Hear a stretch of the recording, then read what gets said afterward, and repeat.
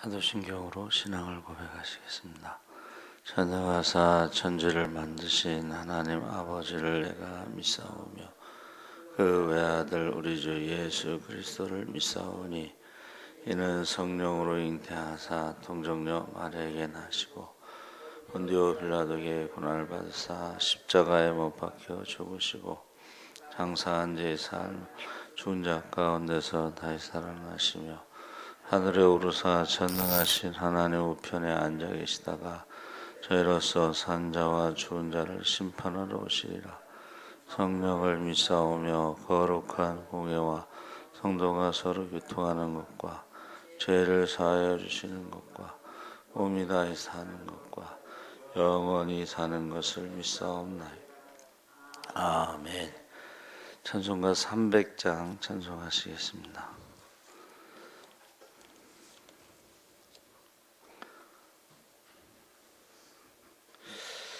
찬양 제가 잘 모르는 찬양이라서 반주기를 제가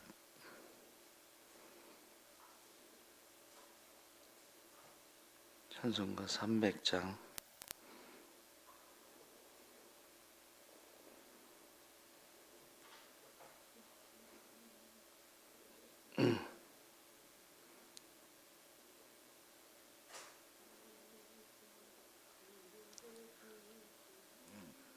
잠깐만요.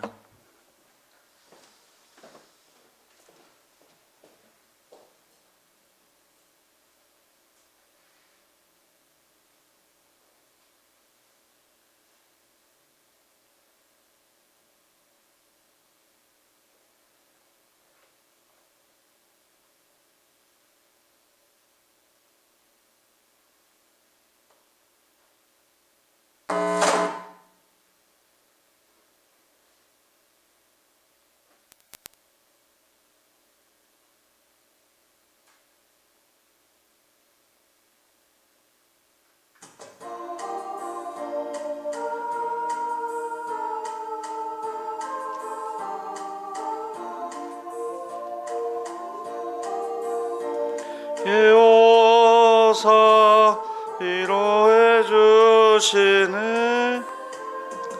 가는 길 캄캄하고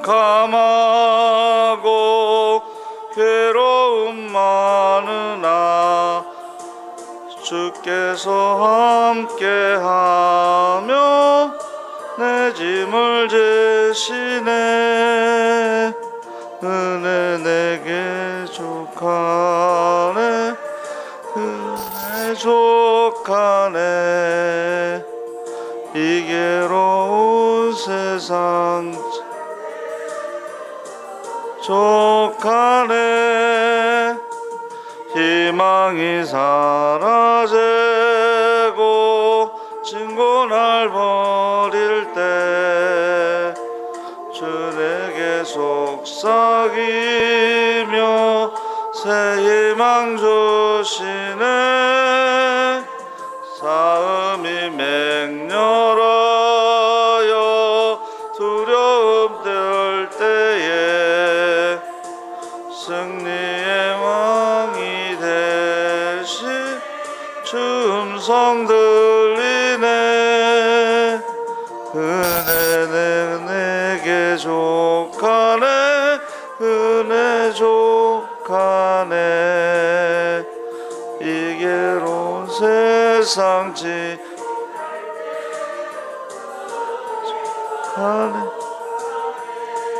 번민이 가득 차고 눈물이 흐를 때 주 나의 곁에 오사 위로해 주시네. 환난이 닥쳐와서 어려움 당할 때 주님의 능력이 원수를 이기네. 은혜가 내게 족하네. 은혜가 족하네. 이 괴로운 세상 진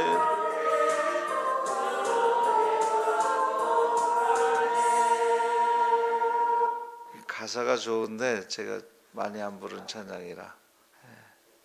하여튼 가사가 참 좋습니다. 하나님 말씀은 출애굽기 1장 6절에서 14절까지 말씀을 보겠습니다. 81쪽에 있습니다. 출애굽기 1장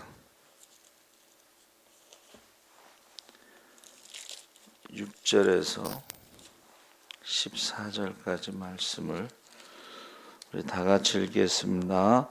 요셉과 그의 모든 형제와 그 시대의 사람은 다 죽었고 이스라엘 자손은 생육하고 불어나 번성하고 매우 강하여 온 땅에 가득하게 되었더라. 요셉을 알지 못하는 새 왕이 일어나 애굽을 다스리더니 그가 그 백성에게 이르되 이 백성 이스라엘 자손이 우리보다 많고 강하도다. 자, 우리가 그들에게 대하여 지혜롭게 하자. 두렵건대 그들이 더 많게 되면 전쟁이 일어날 때에 싸우고 이 땅에서 나갈까 하노라 하고 감독들을 그들 위에 세우고 그들에게 무거운 짐을 지워 괴롭게 하여 그들에게 바로를 위하여 국고성 비돔과 라암셋을 건축하게 하니라. 그러나 학대를 받을수록 더욱 번성하여 퍼져나가니 애굽 사람이 이스라엘 자손으로 말미암아 근심하여 이스라엘 자손의 일을 엄하게 시켜 어려운 노동을 괴롭게 하니 곧 흙 이기기와 벽돌 굽기와 농사의 여러 가지 일이라. 그 시키는 일이 모두 엄하였더라. 아멘. 할렐루야. 좋은 아침입니다. 잘 오셨습니다. 감사합니다. 오늘 말씀의 제목이 하나님의 꿈인데, 출애굽기는 이제 모세의 두 번째 책, 엑소더스라는 말은 출발이라는 뜻인데 창세기의 연속이고 모세가 기록한 책입니다. 창세기 50장 26절에 요셉이 110세의 죽음에 그들이 그의 몸에 향제례를 놓고 애굽에서 입관하였더라 하고, 창세기는 창조로 시작해서 죽음으로 끝났다 이렇게 표현하기도 합니다. 그런데 여기서 중요한 것은 요셉의 꿈이 결국은 비전이라는 말로 사용되고 있는데, 하나님께서 그에게 비전, 그것은 애굽의 총리가 비전이 아니고 생명, 존재에 초점을 맞추고 있다.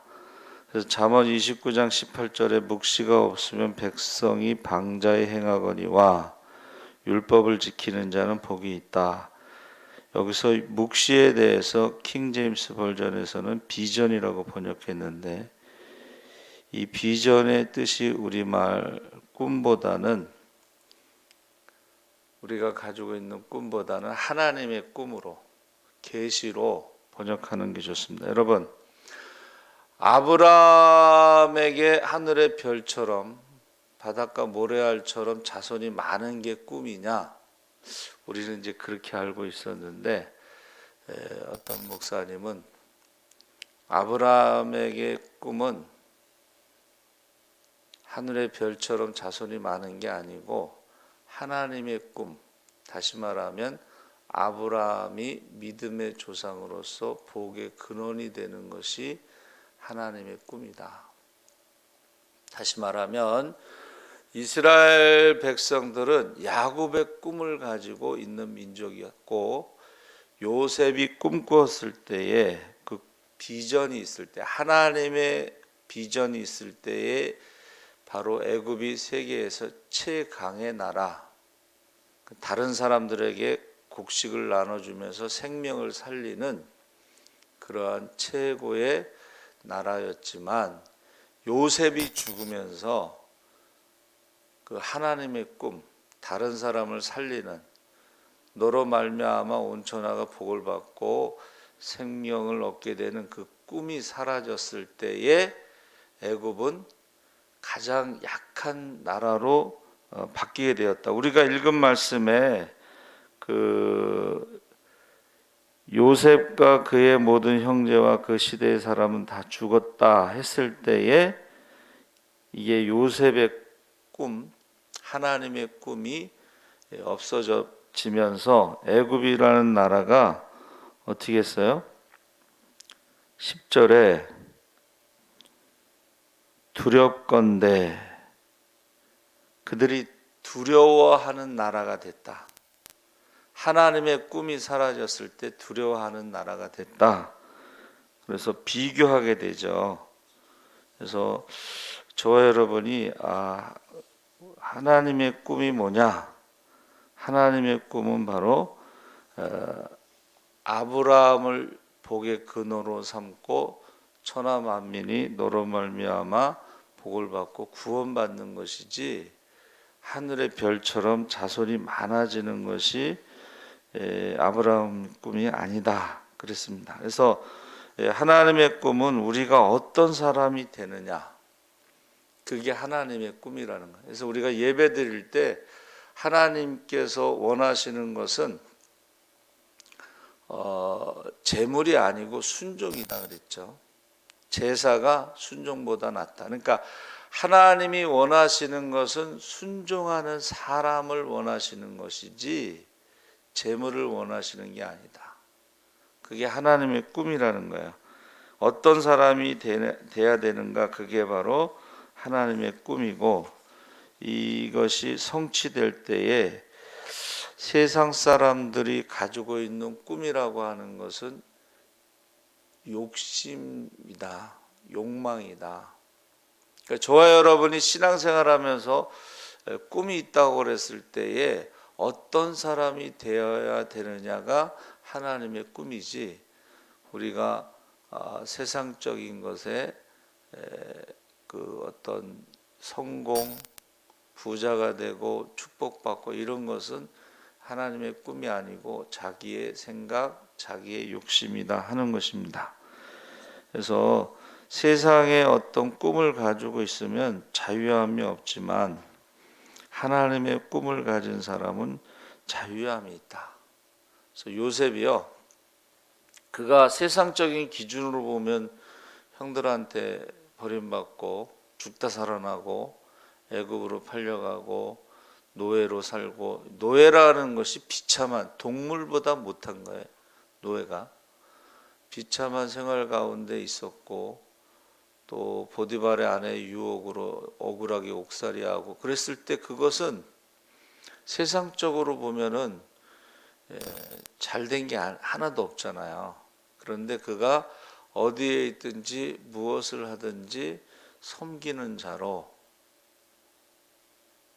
하나님께서 그가 하는 모든 일에 형통하게 하셨다 했을 때에 요셉을 이렇게 만들어가는 과정이 바로 하나님의 꿈이다.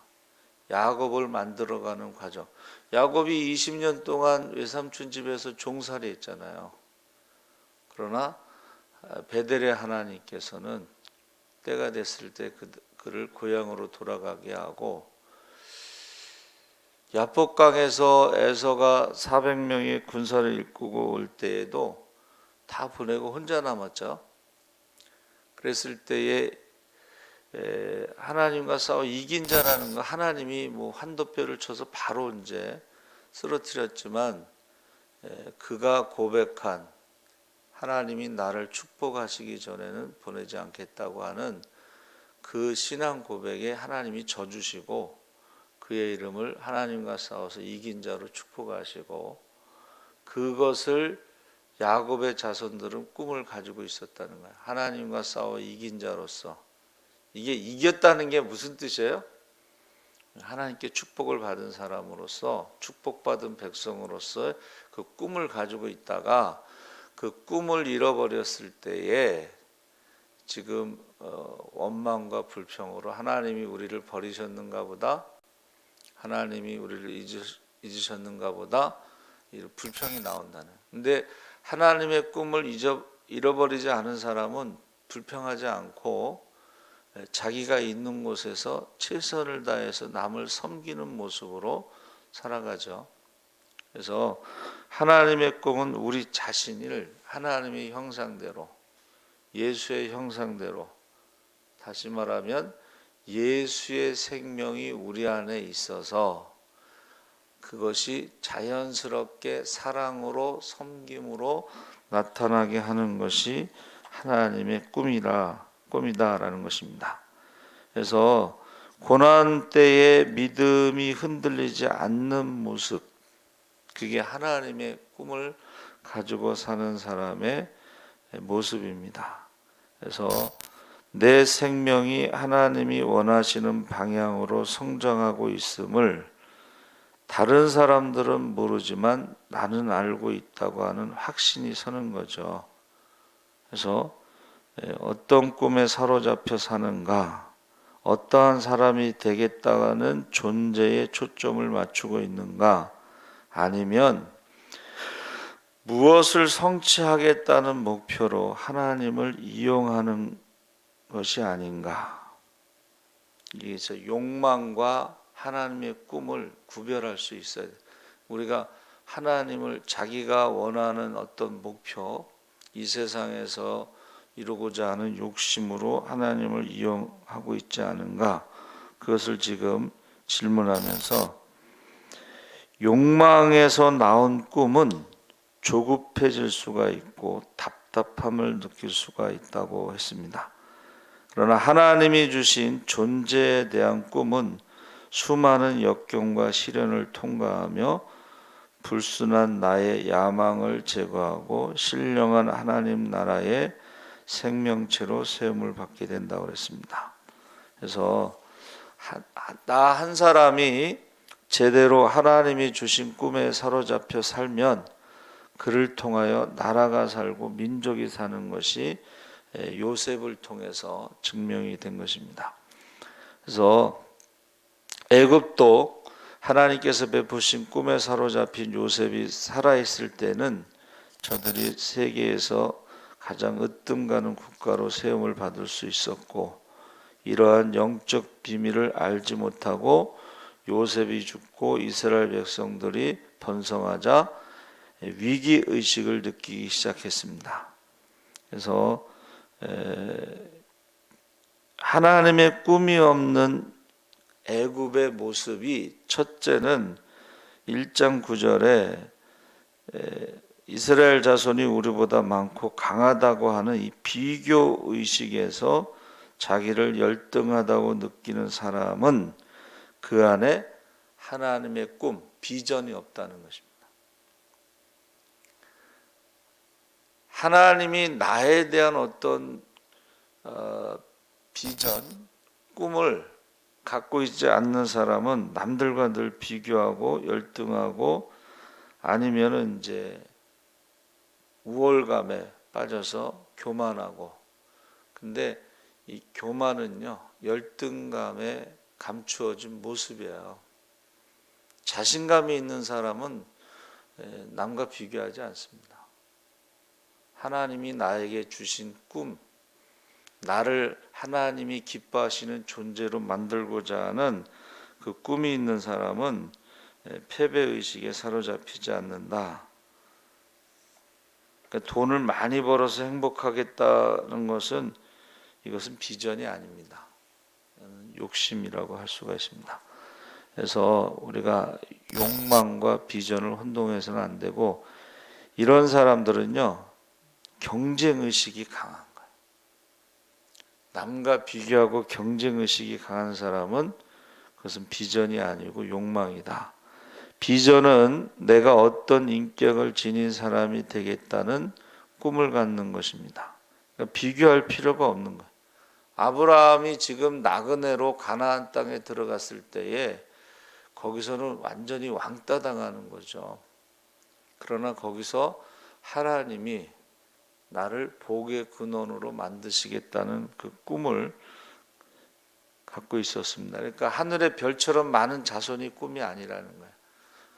만약에 그게 꿈이라면 아브라함이 99세 되고 사라가 89세가 됐을 때는 그 꿈을 포기해야 되죠. 그런데 그게 꿈이 아니었다. 둘째는 1장 10절에 지혜롭게 하자 두렵건대 그들이 더 많게 되면 전쟁이 일어날 때에 우리 대적과 합하여 우리와 싸우고 이 땅에서 나갈까 하노라 해서 하나님의 꿈이 없는 사람들은 두려운 마음에서 벗어나지 못한다는 거예요. 늘 비교하고 그 다음에 두려워하고 해서 지혜롭게 하자 이 말이 뭐예요? 그것이 곧 두려움으로 다가오고 있다. 비전이 없는 사람, 하나님의 꿈이 없는 사람은 늘 두려움이 많습니다. 자기 생각, 자기 판단에 의해서 지배를 받기 때문입니다. 그래서 생각이 많은 사람들은요, 어떤 특징이 있어요? 앞날에 대해서 스스로 지혜 있는 척하면서 부정적인 예측을 잘한다는 거예요. 사람들이 긍정적인 예측보다는 부정적인 나쁜 쪽으로 생각을 많이 하기 때문에 두려움에서 벗어나지 못하는 것입니다. 그래서 지금 우리 눈에 보이는 어떤 환경이나 이런 것들에 대해서 부정적으로 생각하는 것은 하나님의 꿈이 없기 때문입니다. 세 번째로 꿈이 없는 사람은 관용이 없다. 11절에 감독들을 그들 위에 세우고 그들에게 무거운 짐을 지워 괴롭게 하여 그들에게 바로를 위하여 북고성 비돔과 라암셋을 건축하게 하니라. 그리스도에게 사로잡혀 그리스도의 형상을 이루고자 하는 열망을 지닌 것이 바로 비전이고 바른 비전이고 꿈인데, 그 꿈이 없는 사람들은 남을 괴롭히고 관용이 없고 잔인해지고 무정해지고, 근데 꿈이 있는 사람은 그렇게 하지 않는다는 거야. 하나님이 나를 통해서 결국은 하나님의 형상을 회복되고 하나님을 사랑하고 이웃을 사랑하도록 하는 그 꿈이 있는 사람이 잔인하거나 무정하거나 그러한 모습을 보여주지 않는다는 것입니다. 그래서 우리가 하나님의 꿈이 뭐냐 했을 때는 이 세상의 어떤 그 가지는 것에 대한 꿈이 아니고 어떤 사람이 되느냐, 그것이 남을 살리는 사람, 섬기는 사람, 사랑하는 사람, 그것이 하나님의 꿈이라는 것이죠. 그래서 꿈이 있는 백성들은 12절에 학대를 받을수록 더욱 번성하여 퍼져나가니 애굽 사람이 이스라엘 자손으로 말미암아 근심하여. 하나님의 꿈이 있는 사람들이 만사가 형통하게 되죠. 그러면 사람들이 그것을 두려워한다는 거예요. 잘 되는 사람은 오이밭에 수박 열린다고, 잘 되는 사람은 넘어져도요 돈을 줍는데요. 그러니까 사람들이요 두려워한다는 거예요. 저 사람은 뭐를 해도 잘 돼. 그러니까 두려워하는 거죠 더.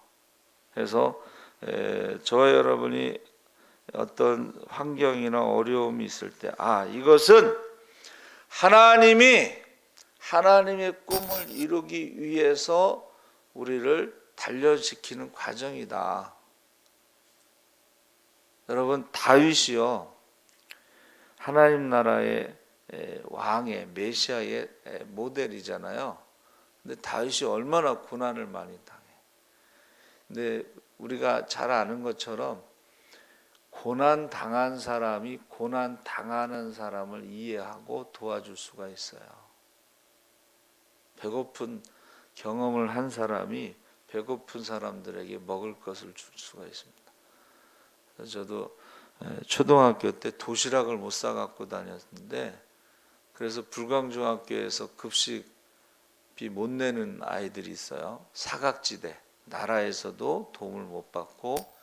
그래서 저희가 개척 초기에도 그 아이들 급식비를 지원해 줬잖아요. 그러니까 저도 학교 다닐 때 등록금이 없었 경험이 있기 때문에 신학대학 가면은 제가 등록금을 지원해 줬잖아요. 그러니까 저와 여러분이 하나님의 꿈을 이루시기 위해서 어떤 과정이 있는데 요셉처럼 그 과정이 있는데 거기에 하나님의 꿈을 가진 사람은 원망하고 불평하지 않는다는 거예요. 여러분, 요셉이 30세의 총리가 될 수 있었던 것은 하나님의 지름길이었다. 만약에 요셉이 50의 총리가 됐으면 다 굶어 죽은 다음에 총리가 되는 것이고 30세의 총리가 된 것은 지름길인데 그것이 하나님의 꿈을 이루기 위한 지름길이었다 하는 것을 알 수가 있습니다. 그래서 예수 생명이 바로 하나님의 꿈. 그래서 건강한 사람이요, 건강한 사람이 사랑을 할 수가 있는 거예요. 자기가 건강하지 않은 사람은요 사랑할 수가 없어요. 그러니까 애굽 사람들이 건강하지 않은 거예요. 하나님의 꿈이 없는 백성들은 건강하지 않은 거예요. 두렵고 비교하고 관용이 없고 잔인해지고 무정해지고. 그러니까 저와 여러분이 예수 생명으로 영육간에 건강해지잖아요. 그러면 자연스럽게 사랑으로 그것이 나타난다는 거예요. 오늘도 하나님의 꿈, 예수 생명으로 건강해지시고 사랑이 나타나기를 주의 이름으로 축원합니다. 아멘. 살아계신 하나님 아버지 감사합니다. 하나님의 꿈을 가진 요셉은 연단 과정에서 고난 가운데서도 불평하지 않고 그가 늘 하는 모든 일에 하나님이 형통하게 하신 것을 알 수가 있습니다. 하나님께서 많은 사람들을 살리기 위해서 아브라함에게 꿈을 주시고 야곱에게 꿈을 주시고 이삭에게 꿈을 주시고 요셉에게 꿈을 주셨습니다. 이제 우리가 하나님의 꿈을 가지고 오늘도